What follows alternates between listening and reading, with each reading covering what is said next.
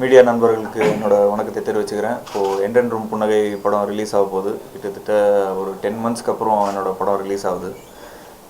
ஒரு நல்ல ஒரு ஃபிலிமாக எடுத்திருக்கிறோம். ஒரு ஜனரஞ்சகமான ஒரு படம். ஃபேமிலி ஆடியன்ஸ்க்கும் அதே மாதிரி யூத் ஆடியன்ஸ்க்கும் எல்லாருக்கும் பிடிக்கிற மாதிரி ஒரு படமாக இருக்கும். சாங்ஸ் ரொம்ப நல்லா வந்திருக்கு இந்த படத்தில். விஷுவலாகவும் நான் நேற்று தான் டப்பிங் ஸ்டுடியோவில் படம் என்னோடய சாங்ஸ் எல்லாத்தையும் பார்த்தேன். ரொம்ப பியூட்டிஃபுல்லாக வந்திருக்கு. இந்த படத்தில் என்னோடய ஃபேவரட் சாங் வந்து என்னை சாய்த்தாலே, அப்புறம் என்னத்தை சொல்ல, அப்புறம் வானெங்கும் என்ன. ஆக்சுவலி சொல்ல போனால் எல்லா சாங்ஸும் ரொம்ப விஷுவலுக்கு அப்புறம் இன்னும் என்ஹான்ஸ் ஆகுது. ஸோ எல்லா சாங்ஸும் பிடிக்க ஆரம்பிச்சிடுச்சு. ஸோ டைரக்டர் ரொம்ப அழகாக அந்த சாங்ஸையும் சரி, படங்களில் இருக்கிற அந்த கெமிஸ்ட்ரி, பயாலஜி எல்லாத்தையும் ரொம்ப அழகாக பண்ணியிருக்காரு.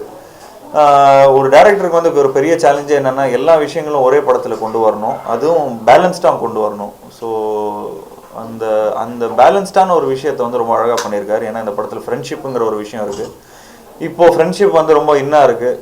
ஏன்னா ஃப்ரெண்ட்ஸ் தான் எல்லோரும் சேர்ந்து படங்கள் பார்க்கவும் வராங்க. ஸோ அதனால் அதை கலாய்ச்சிக்கிட்டு படம் சூப்பராக இருக்குடா, படம் மொக்கையாக இருக்குதுடா அப்படின்னு சொல்லிட்டு ஜாலியாக இருக்கிற மாதிரி, அந்த மாதிரி பசங்களுக்கு பிடிக்கிற மாதிரி ஒரு படமாக இருக்கும். அதே மாதிரி ஃபேமிலி ஆடியன்ஸ்க்கும் ரொம்ப பிடிக்கிற மாதிரி ஒரு படமாக இருக்கும். ஏன்னா எனக்கும் ஒரு அப்பாவுக்கும் இருக்கிற ஒரு பியூட்டிஃபுல்லான ஒரு சென்டிமெண்ட்ஸ் அண்ட் அதாவது வேல்யூ டுவர்ட்ஸ் பேரண்ட்ஸுங்கிற ஒரு விஷயம் ஒன்று ரொம்ப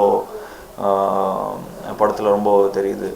அண்ட் லைஃப் சம்மந்தப்பட்ட நிறைய விஷயங்கள் இந்த படத்தில் இருக்குது. அண்ட் ரொம்ப திணிக்கலை, ரொம்ப செட்டிலாக சொல்லியிருக்கிறோம். புரியறவங்களுக்கு புரியும், அந்த மாதிரி இருக்கக்கூடிய ஒரு நல்ல ஒரு இதாக இருக்கும். அண்ட் அதே மாதிரி இந்த படத்தில் ரொமான்ஸ் ரொம்ப நல்லா வந்திருக்கு. அப்புறம் அந்த கிளாமர் சைட் எல்லாமே ரொம்ப அழகாக பேலன்ஸ் பண்ணியிருக்காரு இந்த படத்தோட டைரக்டர். அண்ட் இந்த படத்தில் ஃபைட் இல்லை. ஸோ இந்த படமே ஒரு ஃபைட்டு மாதிரி. ஸோ அதனால் இந்த ஹோல் சீக்வன்ஸ் எல்லாமே ரொம்ப பியூட்டிஃபுல்லாக அமைஞ்சிருக்கு, நல்லாவும் இருக்குது. எனக்கு ஆஸ் அன் ஆக்டர் ஒரு நல்ல ஒரு படம் கொடுத்துருக்கோம் அப்படிங்கிற ஒரு நல்ல ஒரு சந்தோஷம் இருக்குது. ஸோ நிச்சயமாக ஆடியன்ஸ்க்கு வந்து ஒரு மினிமம் கேரண்டியாக இருக்கிற ஒரு படமாக இருக்கும்.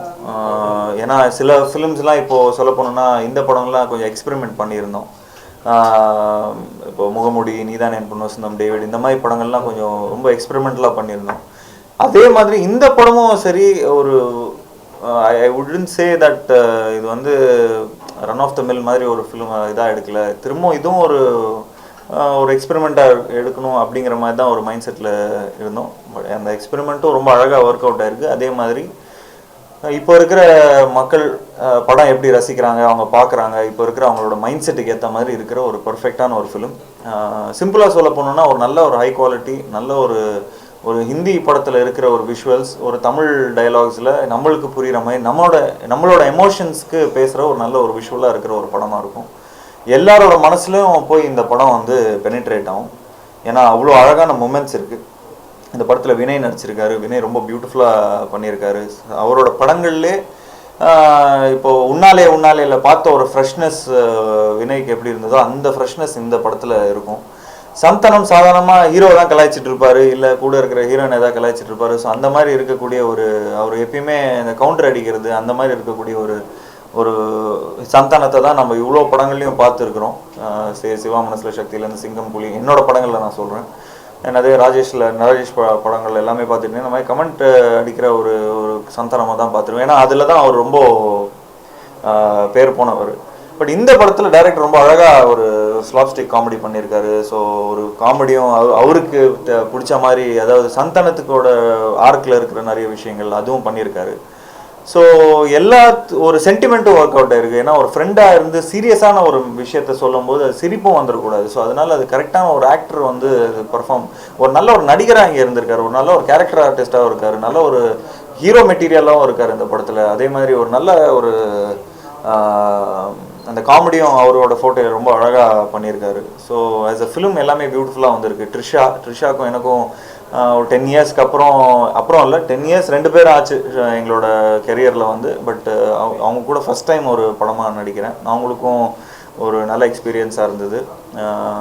எல்லாமே அவங்க அப்பப்போ சொல்லுவாங்க, இங்கே நடக்கிற சீன்ஸ் எல்லாமே பார்த்துட்டிங்கன்னா ரொம்ப மொமெண்ட்ரியாக இருக்குது, ஒரு எல்லாமே ரியல் டைமாக இருக்குது. நான் என்னோடய லைஃப்பில் நான் திடீர்னு இந்த மாதிரி நான் ஃபேஸ் பண்ணேன்னா அந்த மாதிரி இருக்கிற ஒரு ரியல் டைமாக இருக்கிற ஒரு விஷயமா இருக்குது. எல்லாமே ஒரு மாதிரி ரிக்டாக இல்லை, இங்கேருந்து நீங்கள் வாங்க இங்கேருந்து நீங்கள் போங்க அந்த மாதிரி ஒரு டைரக்டர் பேஸ்டு ஒரு ஒரு அந்த மாதிரிலாம் இல்லாமல் நேச்சுரலாக ரொம்ப அழகாக அமைஞ்சிருக்கு. அந்த மாதிரி இருக்கக்கூடிய ஒரு நல்ல ஒரு படமாக இது. ஆண்ட்ரியா ரொம்ப பியூட்டிஃபுல்லாக அவங்க டான்ஸ் அதெல்லாம் ரொம்ப கான்ஷியஸாகவே இருந்தாங்க. ஆனால் அந்த மாதிரி ஒரு கடல் நான்தாங்கிற ஒரு சாங் வரும், அதிலலாம் ரொம்ப நல்லா பியூட்டிஃபுல்லாக பண்ணியிருக்கிறாங்க.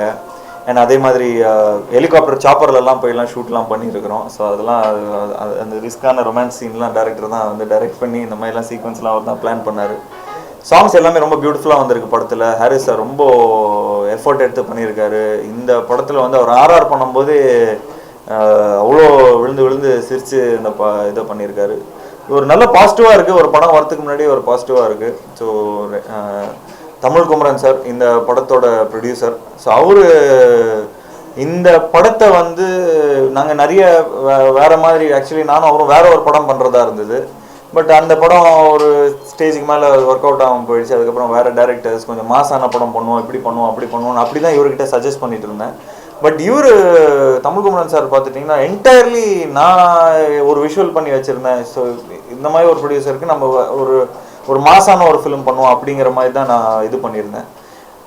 பட் அவர் வந்து என்டையர்லி டோட்டலாக ஒரு யூத்தான ஒரு எல்லாருக்கும் ஒரு குவாலிட்டி ஒரு சினிமாவை ரசித்து ஒரு படம் எடுக்க வருவாங்க பார்த்தீங்களா. ஸோ அந்த மாதிரி ஒரு அவ்வளோ பேஷனேட்டாக வந்து இந்த இது பண்ணார். ஸோ எனக்கு ரொம்ப சந்தோஷம். இந்த மாதிரி ஒரு நல்ல ஒரு ஸ்கிரிப்டை வந்து ஒரு ப்ரொடியூசராக முன் வந்து அவர் வந்து ஃபுல் நம்பிக்கையை வச்சு ஆக்சுவலி இந்த ஸ்கிரிப்டை நான் தான் ஃபஸ்ட்டு கேட்டேன்.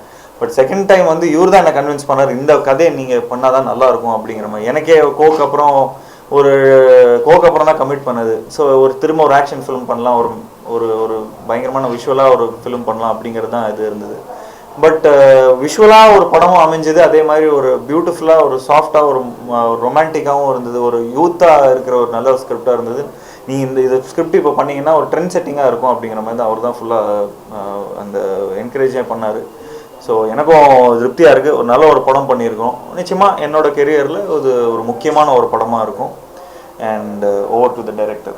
என் பங்குக்கு நான் சொல்லணும் அப்படின்னா, இந்த படம் வந்து ஜீவா ஒத்துக்கலைன்னா வேற யாரும் இந்த படத்தை பண்ணியிருக்க முடியாது. ஏன்னா நடிகராக வந்து இவர் அவ்வளோ அழகாக இந்த கேரக்டரை பெர்ஃபார்ம் பண்ணியிருக்காரு. ஏன்னா நான் கதை வந்து எழுதும்போதே வந்து இவர் மனசில் வச்சு தான் எழுதுனேன். ஆமாம், அவர் அப்பப்போ வேறு சொல்லிட்டு இருந்தார், பிரதர் நான் உங்களுக்கு ஒன் சைடெல்லாம் பண்ண ஆரம்பிச்சிட்டேன் பிரதர், இந்த கதையத்தோட நீங்கள் தான். ஸோ அதனால் அது ஒரு நண்பராக இருந்ததுனால எனக்கு கொஞ்சம் ஈஸியாக இருந்துச்சு. ஏன்னா இந்த கதையை வந்து பொதுவாக வந்து இதில் வந்து அடுத்து அடுத்து அடுத்து அப்படின்ற மாதிரி ஒன்றும் இல்லை. இது வந்து இதை படமாக பார்த்துட்டு வெளியே வரும்போது தான் உங்களுக்கு வந்து இந்த ஃபீலிங் இருக்கும்.